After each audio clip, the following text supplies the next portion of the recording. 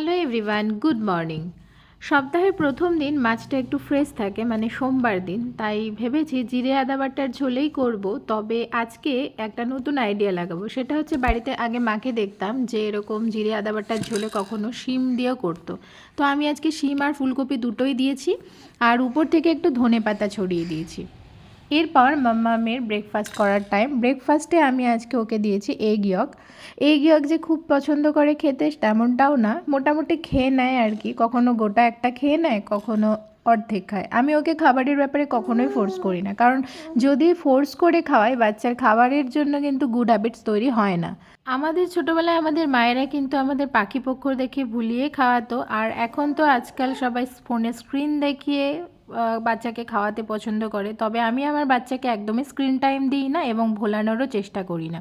এতে কিন্তু ওর খাবারের প্রতি একটা ভালোবাসা জন্মাবে।